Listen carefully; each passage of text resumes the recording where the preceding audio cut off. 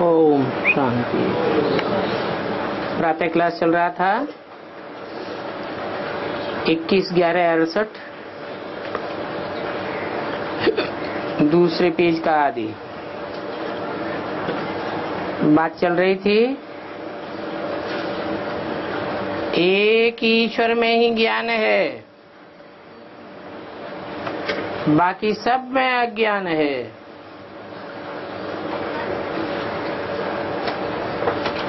सारी दुनिया में भक्ति मार्ग है।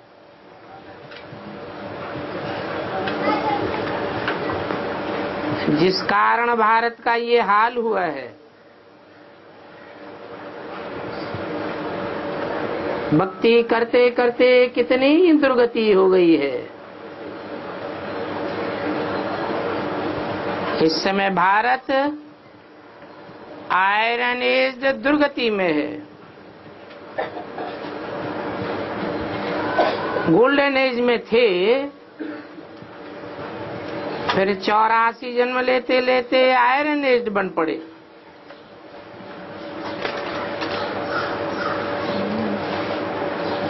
अभी तो सब आयरन एज में हैं। ज्ञान का सागर एक ही बाप है। कोई भी मनुष्य मात्र को ज्ञान का सागर नहीं कहा जाता।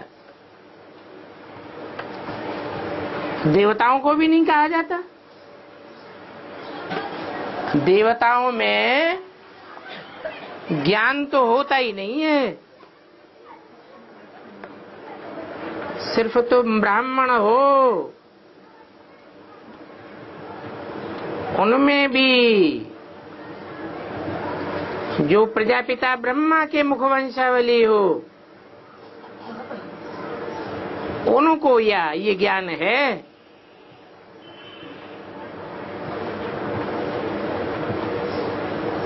बाकी ब्रह्मा तो अनेकों के नाम हैं।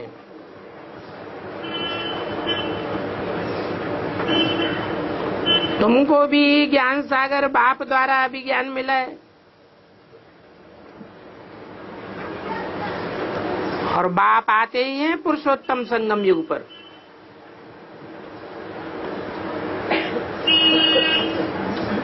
ये पुरुषोत्तम शब्द जरूर लगाना चाहिए। जहां से पुरुषों में उत्तम उत्तम आत्माएं प्रत्यक्ष होती हैं। यही कल्याणकारी संगम युग है, जबकि पतित पावन बाप आकर के पावन बनाते हैं।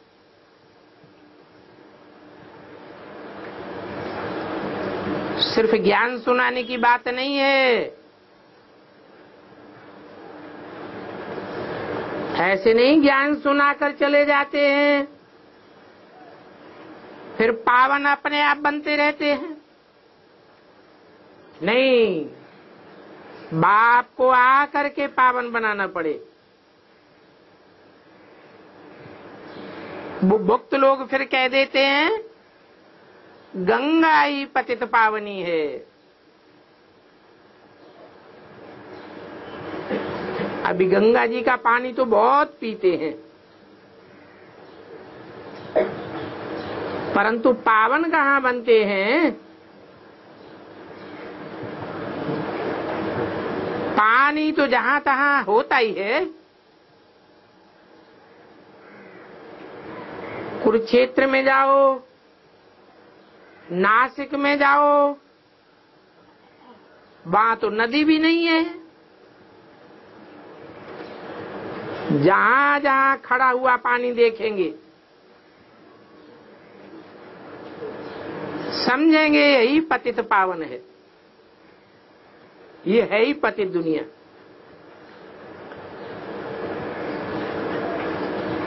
गंदी मिट्टी भी उठा करके मलते हैं।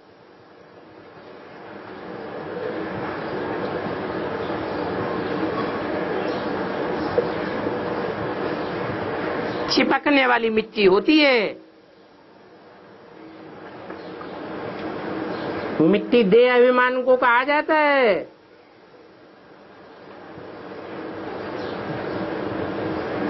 गंगा की मिट्टी तो फिर भी चिपकने वाली नहीं है।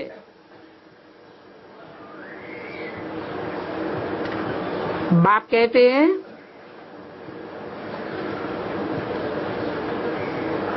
ये सब करते करते और ही पतित बन जाते हैं।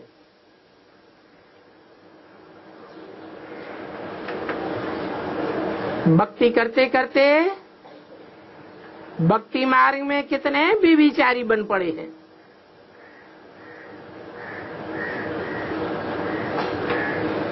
अभी बाप कहते हैं माम एकम याद करो।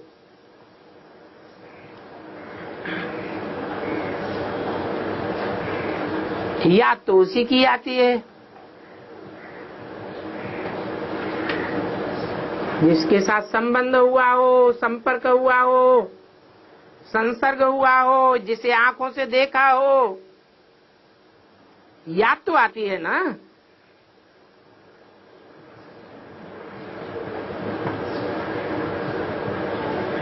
भक्ति मार्ग में तो कहां कहां माथा टेकते रहते हैं।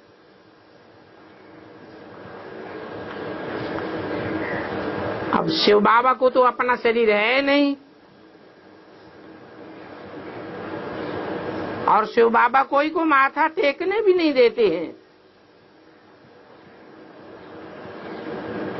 ये तो नॉलेज बैठ समझाते हैं। कहते हैं अपन को आत्मा समझो, देह को भूलते जाओ।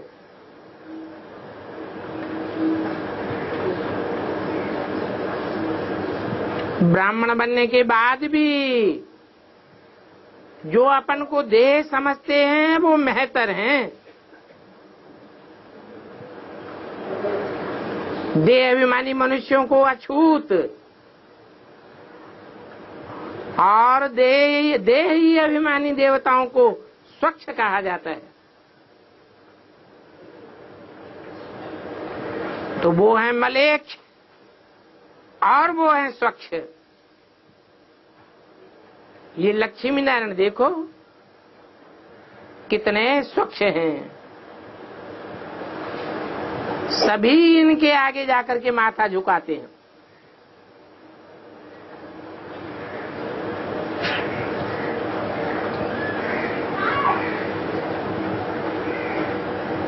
राजाएं हो, महाराजाएं हो, वो भी माथा झुकाते हैं। अब देखो हैं तो लक्ष्मी नारायण भी महाराजा महारानी, परंतु उनके आगे जाकर के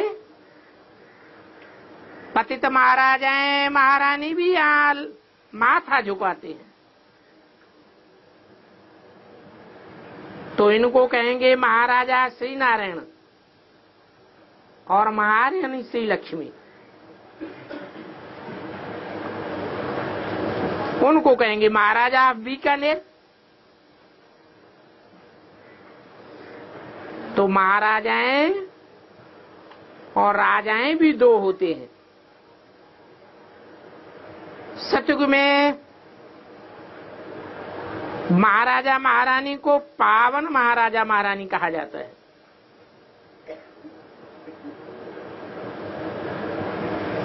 राम को राजा कहा जाता है। तो सतयुग में होते हैं महाराजाएं और त्रेता में होते हैं राजाएं।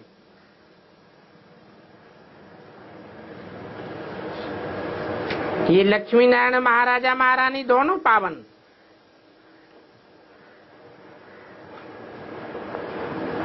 और द्वापर में जो महाराजा महारानी होते हैं दोनों पतित।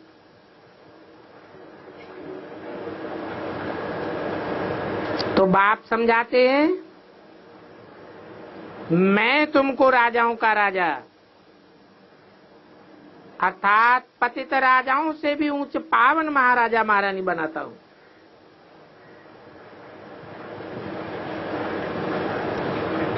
राम को महाराजा नहीं कहेंगे, राम को राजा कहा जाता है।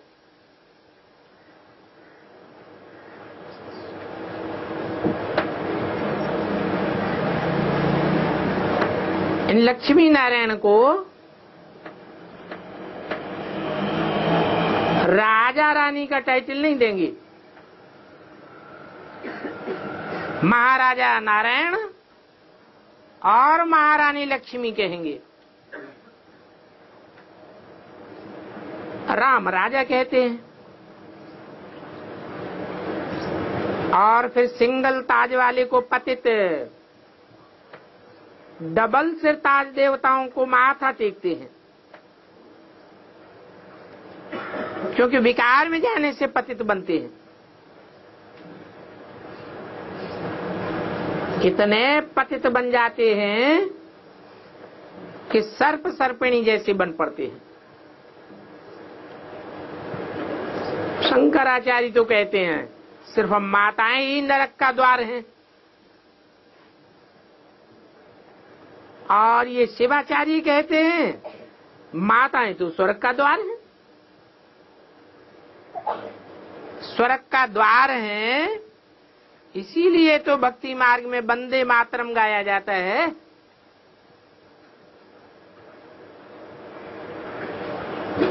वंदे पितरम थोड़े ही गाया जाता है।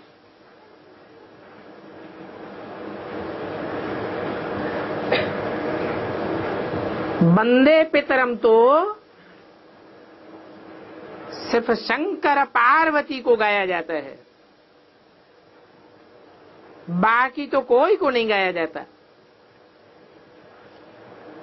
लेकिन वंदे मातरम सारे भारत की माताओं को गाया हुआ है, परंतु वो तो जड़ जमीन को समझ लेते हैं। ये कोई मनुष्य है ये नहीं समझते। वेद पढ़ते हैं, शास्त्र पढ़ते हैं, गीता आदि पढ़ते हैं, परंतु ऐसे ही मेढकों मिसल ट्रा ट्रा करते रहते हैं। अर्थ तो कुछ भी नहीं निकलता। उनको ये पता भी नहीं लगता कि गीता ज्ञान दिया किसने। क्रिश्चियन लोग तो फिर भी जानते हैं कि क्राइस्ट ने ये धर्म स्थापन किया है। बौद्धी लोग जानते हैं कि महात्मा बुद्ध ने फलाने टाइम बौद्ध धर्म की स्थापना की।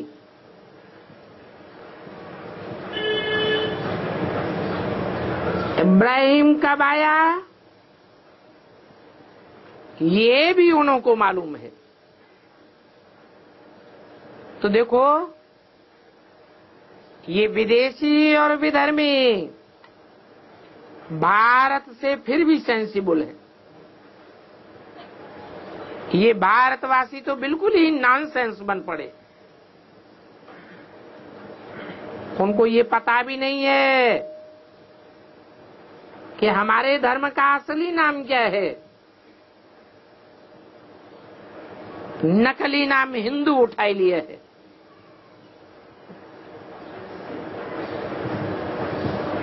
वास्तव में आदि सनातन देवी देवता धर्म ही स्थापना हुआ है।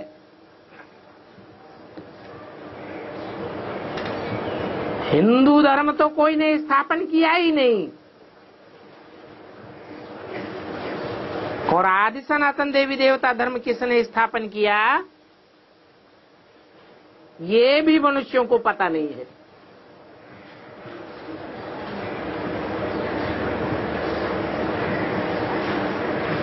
धर्म स्थापक के नाम पर धर्म का नाम भी पड़ता है। भारतवासियों को ही पत्थर बुद्धि मूत पलीती कहा जाता है।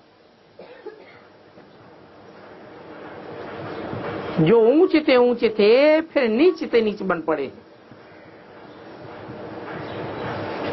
ये लक्ष्मी नारायण ऊंच की निशानी खड़ी हुई है।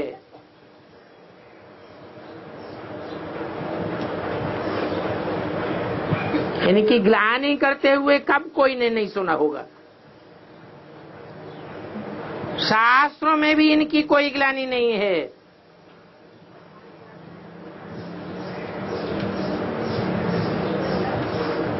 मंदिर भी कितने भव्य बनाए हैं। इन्हों के आगे जाते हैं तो भी गाते हैं, सर्वगुण संपन्न 16 कला संपूर्ण संपूर्ण हिंसक मर्यादा पुरुषोत्तम। अपन को कहेंगे हम नीच हैं, पापी हैं, आपे ही तरस परोई। अपन को अछूत महतर समझते हैं, कहते हैं आप स्वच्छ हो। ऐसे स्वच्छ को अछूत हाथ भी नहीं लगा सकते। देखो बाप तुमको कैसा ऊंच बनाते हैं। ऐसा ऊंच बनने के लिए कहते हैं माम एकम याद करो और सबको भूलते जाओ। ऐसा तुम करेंगे तो जरूर ऐसे पावन बन जाएंगे। ये बाप बैठ बच्चों को शशि चक्र का राज समझाते हैं। कहते हैं हर एक आत्मा को ड्रामा में अविनाशी पार्ट मिला हुआ है, इसलिए समझाते हैं कि वर्ल्ड की हिस्ट्री ज्योग्राफी कैसे रिपीट होती रहती है।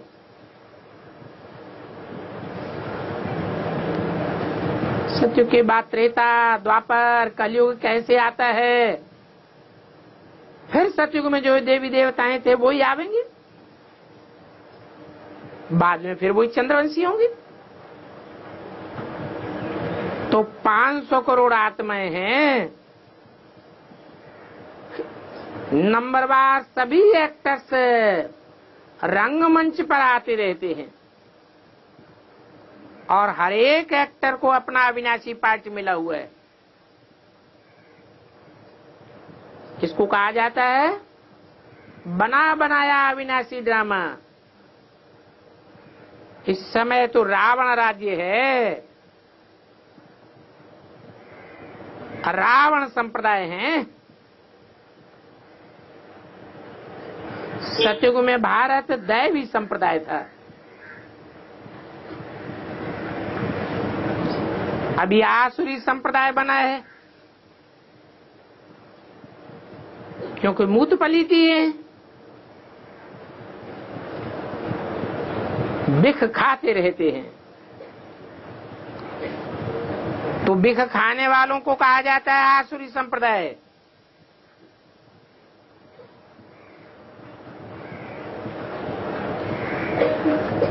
सतयुग में होंगे दैवी संप्रदाय। अभी तुम कौन हो?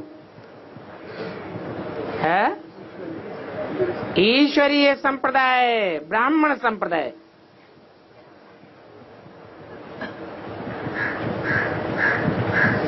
बड़े बड़े विद्वान आचार्य जो भी हैं, अपन को इस दुनिया में श्री श्री 108 जगत गुरु कहलाते हैं। बाप कहते हैं वो है नंबर 1 शैतान।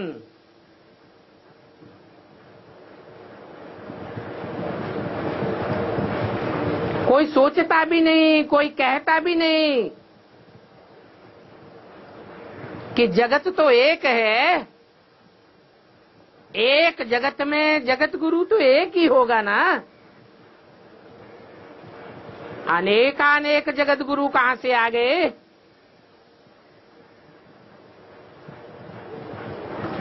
वास्तव में जगत गुरु तो एक ही भगवान है। वो सुप्रीम टीचर भी है, हमारा सुप्रीम बाप भी है। वो सबकी सदगति करने वाला है।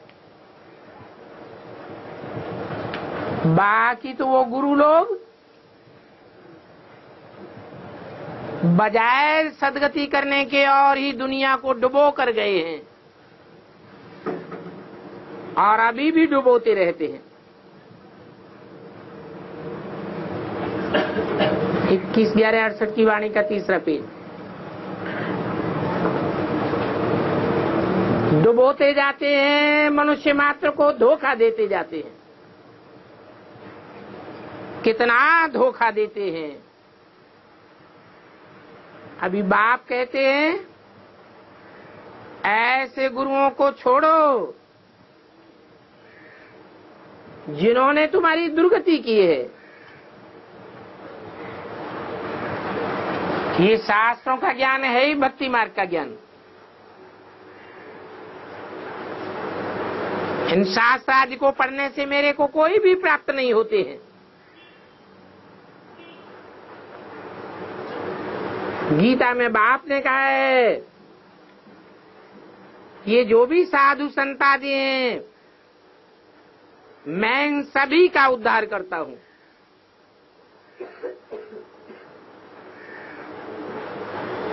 उद्धार का अर्थ भी नहीं जानते। वो तो माने ऊपर हर माने हरण करके ले जाता हूं, ऊंची स्टेज में ले जाता हूं। तो जरूर कहां पड़े हुए हैं? जरूर दुर्गति में पड़े हुए हैं। अभी जिनका बाप को उद्धार करना है वो फिर अपन को गुरु कैसे कहला सकते? वो कोई की सदगति नहीं कर सकते। वो जो कुछ भी सुनाते हैं सारा झूठ ही सुनाते हैं।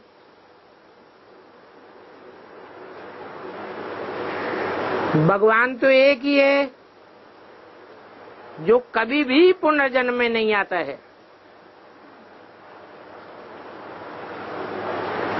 वो अपन को भगवान कह देते हैं। जन्म पुनर्जन्म में आते जाते हैं। भक्ति मार्ग में कितना बरगलाया है। शिष्यों को भी सिखाई दिया है। हमारा गुरु पार निर्वाण गया। अरे बीच में कोई पार निर्वाण जा कैसे सकते? जन्म मरण के चक्र में आने वाले तो सब भूल जाते हैं। पूर्व जन्म का कुछ भी याद नहीं रहता है। वो तो एक ही भगवान है जो पुनर्जन्म में नहीं आता है और वो एक ही बेहद का बाप है जिसके तुम बच्चे हो। सर्वव्यापी कहने से तो जानवर हुड हो जाता है।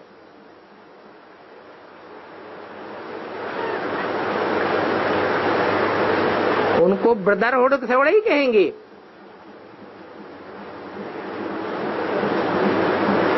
इसको अज्ञान कहा जाता है। इस सर्वव्यापी के अज्ञान के कारण भारत की कितनी दुर्गति हो गई।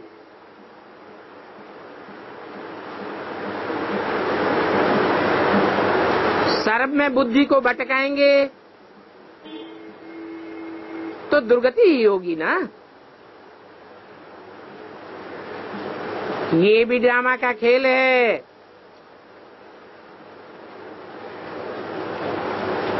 क्योंकि तुम जानते हो सभी तो स्वर्ग में नहीं आते हैं।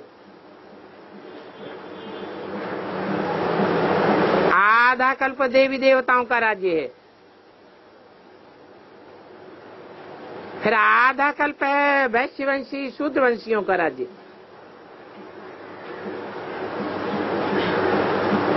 अभी पुरुषोत्तम संगम युग ब्राह्मणों का है और बाप ब्राह्मणों को ही पढ़ाते हैं। पढ़ा करके ब्राह्मण से देवता बनाते हैं।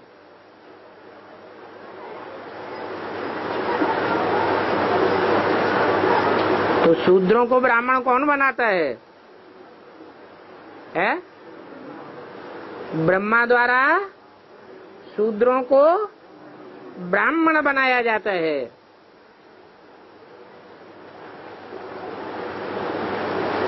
तो पहला है आदि सनातन देवी देवता धर्म।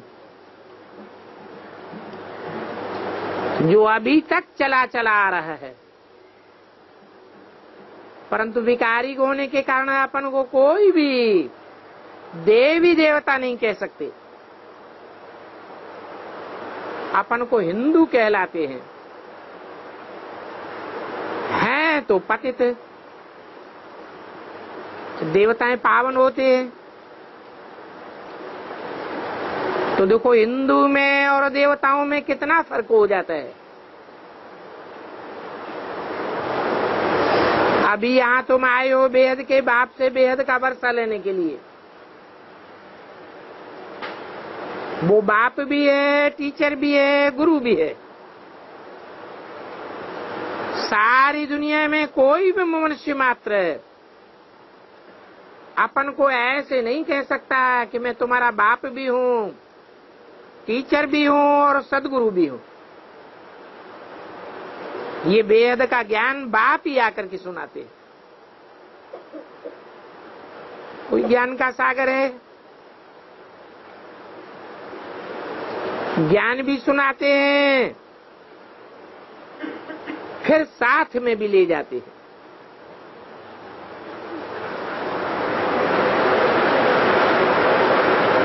ये एटॉमिक बम सारे विनाश के लिए बने हुए हैं।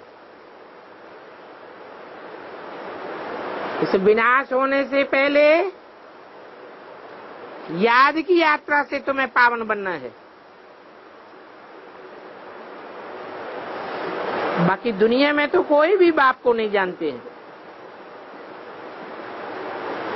तो वो असली याद कर ही कैसे सकेंगे। और जब बाप को जानते ही नहीं हैं,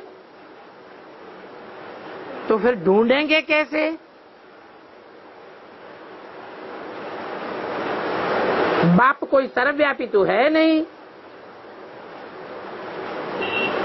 एक व्यापी का ज्ञान बुद्धि में बैठे तो ढूंढा भी जा सके। वो तो ईश्वर को जानते ही नहीं। कह देते हैं हमने जन्म जन्मांतर ईश्वर को ढूंढा है। अब कोई बतावे, जब परिचय ही नहीं है, नाम पता ही नहीं है, मालूम ही नहीं है, तो ढूंढेंगे कैसे। सर्वव्यापी कह देते हैं, कुत्ते में है, बिल्ली में है, ठिक्कर में है, भित्तर में। तो कहां कहां भटकेंगे, कहां कहां ढूंढेंगे। बाप कहते हैं कितने तुच्छ बुद्धि बेवकूफ विद्वान पड़े हैं। मालूम ही नहीं पड़ता ईश्वर कौन है। नहीं मालूम पड़ता है तो मूर्ख बुद्धि कहेंगे ना। सर्वव्यापी है तो फिर मिलेगा कहां। बाप कहते हैं तुम कहां ढूंढेंगे। वो फिर कह देते हैं शास्त्रों को पढ़ने से भगवान मिलता है। शास्त्रों में भगवान का परिचय दिया हुआ है। बाप कहते हैं इन शास्त्र आदि पढ़ने से मैं मिलता ही नहीं हूं। ऐसे तो उन्होंने शास्त्रों में भी लिख दिया है, यही जानो ते देव जनाई। भगवान स्वयं आकर के अपना परिचय देते हैं। वो समझते हैं शास्त्रों से परिचय मिलता है। तो बाप कहते हैं ये भक्ति अनेकों से आती है, ज्ञान एक से आता है।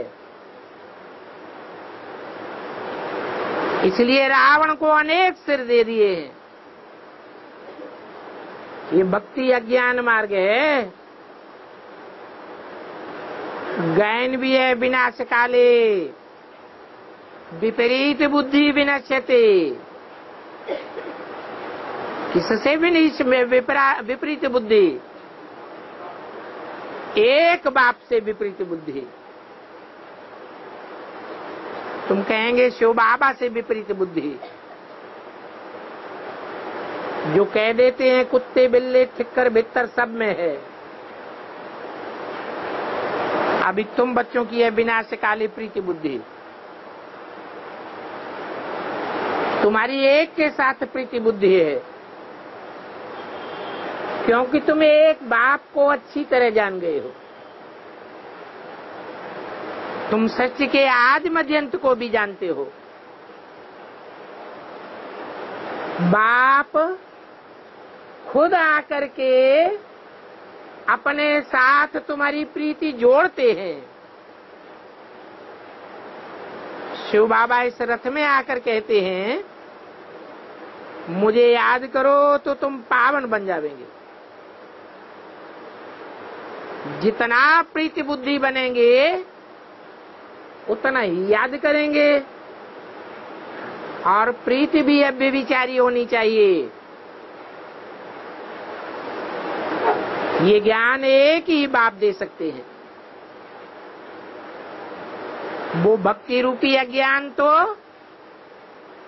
अनेकों ने सुनाया है,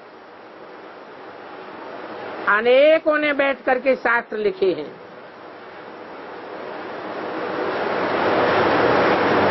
ये तो बाप ज्ञान का सागर है, जो तुमको ज्ञान देते हैं। ऐसे तो नहीं है कि गंगा स्नान करने से कोई पावन बन जाएंगे। एक तरफ भगवान को बुलाते हैं कि हे पतित पावन आओ,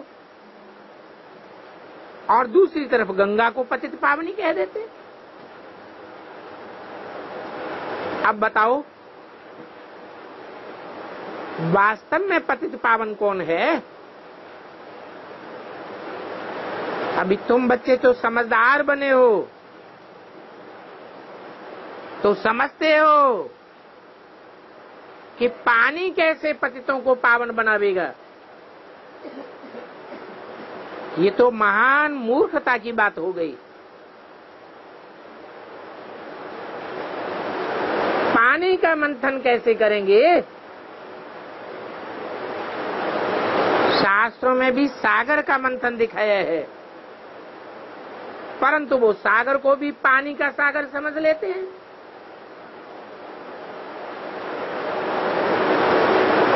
कितने जाकर के गंगा के किनारे निवास करते हैं, समझते हैं वहां निवास करने से हम पावन बन जाएंगे। बाप कहते हैं ये तो महान पतित बन जाते हैं।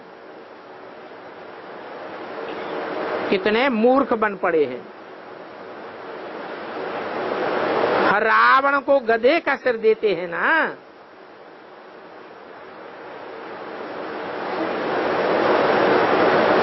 कहते हैं ना तुम तो गधा हो, अर्थात मूर्ख हो। तो देखो मनुष्य देवता से बदलकर टट्टू गधे मिसल बन जाते हैं। गधे कितने बेवकूफ होते हैं। घड़ी घड़ी मिट्टी में लोट करके मैले बन पड़ते हैं। बाप भी कहते हैं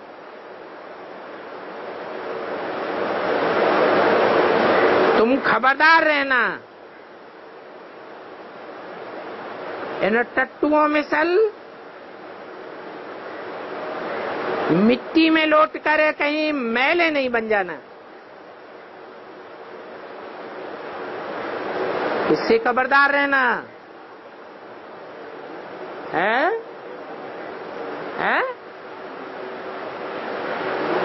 इन टट्टुओं के संग का रंग कहीं न लग जाए।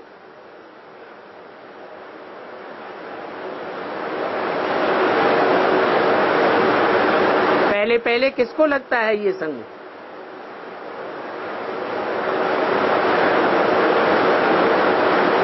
अरे बड़े से बड़ा टट्टू कौन है? गधे के ऊपर जो टट्टू दिखाते हैं वो देह अभिमानी टट्टू किसकी यादगार है? हैं? जिसकी यादगार है उसके प्रभाव में तो नहीं आ जाते। अगर प्रभाव में आ जाएंगे तो कहेंगे टट्टू ने तुम्हारे ऊपर सवारी कर ली। अब टट्टू कहो बैल कहो, बात तो एक ही।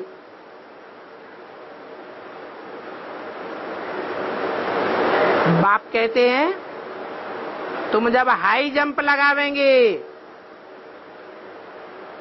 तो बैल पर सवार हो जाएंगे। तो दिखाते हैं चित्रों में कि शिव ने शंकर में प्रवेश किया और शंकर ने बैल पर सवारी की। बाप तो अभी भी रास्ता बताते हैं। तुम कहीं गधे मिसल नहीं बन पड़ना, नहीं तो गधा गड़ी गड़ी मिट्टी में लेट करके मैला बन जाता है। जब मैला बनता है तो निशानी क्या देखने में आती है?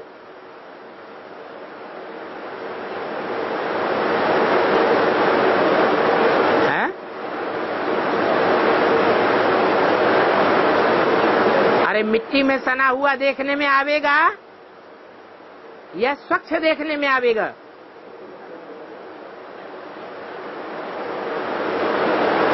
यहाँ भी ब्राह्मणों को अनुभव में आता है। जब मिट्टी में लौट जाते हैं अर्थात देह अभिमानी बन जाते हैं तो बुद्धि से सारा ज्ञान उड़ जाता है। तो बाप कहते हैं खबरदार रहना। फिर मनन चिंतन मंथन बंद हो जाएगा। अभी मैं तुम्हारी आत्मा को पावन बनाने आया हुआ हूं। आत्मा पावन बनेगी तो मनन चिंतन मंथन बढ़ेगा या घटेगा? बढ़ेगा। जितना जितना तुम्हारी आत्मा सूक्ष्म बनती जाएगी, पवित्र बनती जाएगी, उतना उतना तुम्हारा मंथन बढ़ता जाएगा। क्योंकि मैं आता हूं तुम्हारी आत्मा को पावन बनाने। ऐसा न हो भिखारी बनकर के सारा श्रृंगार गवा दो, फिर दिव्य गुणों का श्रृंगार ही उड़ जाता है। तो समझना चाहिए हम ऐसे देवता नहीं बन सकेंगे और फिर बहुत सजाएं भी खावेंगे। अभी कयामत का समय है ना, किसके ऊपर कयामत बर्पा होगी? है जो पवित्र नहीं बनेंगे उनके ऊपर विनाश बर्पा होगा। जो पवित्र बनेंगे उनके लिए विनाश बर्पा होगा। तो पवित्र आत्माओं की सुरक्षा होगी। अपवित्र आत्माएं धर्मराज से डंडे खावेंगी। इस दुनिया को कांटों का जंगल कहा जाता है। सबसे बड़े से बड़ा कांटा ये है क्या है? काम विकार का कांटा। जो देह अभिमान के प्रभाव में आ जाता है,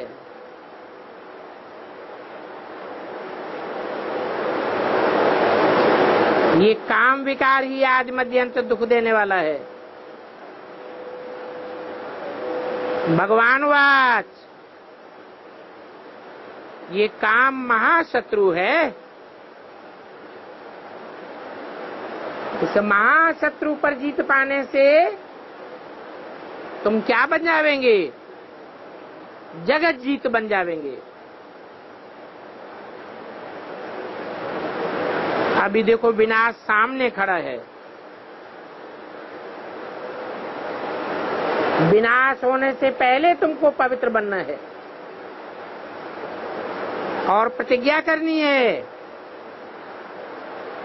पक्की प्रतिज्ञा करनी है कि अब हम कभी विकार में नहीं जावेंगे। जब ऐसे पक्के बन जावेंगे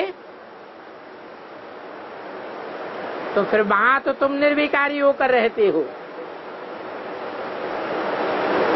2500 वर्ष तक विकार का नाम निशान नहीं होगा।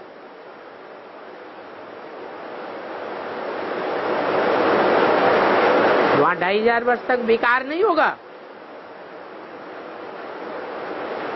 कार माने कृति, काम, कार्य, माने विपरीत, माने कर्मेंद्रियों से वहां कोई भी विपरीत कर्म नहीं करेंगे। ज्ञानेंद्रियों की बात नहीं बताई। प्रतिज्ञा की पालना जो नहीं करते हैं वो बहुत कड़ी सजा खाते हैं।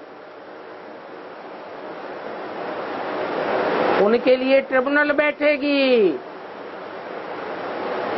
सभा बैठती है ना। अभी तुम शिव के ऊपर बलि चढ़ते हो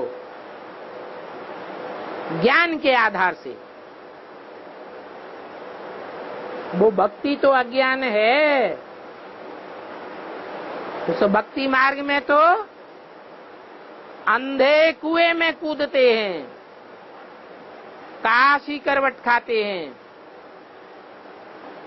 वो तो जीवघात कर देते हैं। यहाँ कोई जीवघात करने की बात नहीं है, यहाँ तो जीते जी मरने की बात है। वो तो समझते हैं हम शिव पर बलि चढ़ते हैं, हम ऐसा करेंगे तो स्वर्ग में चले जाएंगे। वास्तव में काशी करवट खाने से कोई स्वर्ग में नहीं जाते हैं। हाँ, पूर्व जन्म के जो पाप हैं उनसे हल्के हो जाते हैं। बाकी जन्म तो फिर भी लेना पड़ता है, फिर नए सिरे से तेजी से पाप करने लग पड़ते हैं। तो बाप कहते हैं बीच में कोई भी स्वर्ग में नहीं जा सकता। स्वर्ग में जाने की युक्ति तो बाप ही बतलाते हैं। क्या बतलाते हैं? सदैव स्वस्थिति में स्थित रहो, देह अभिमान का नाम निशान भी न रहे। मनुष्य को जीवन मुक्ति नहीं दे सकते। अच्छा, बच्चों को गुड मॉर्निंग।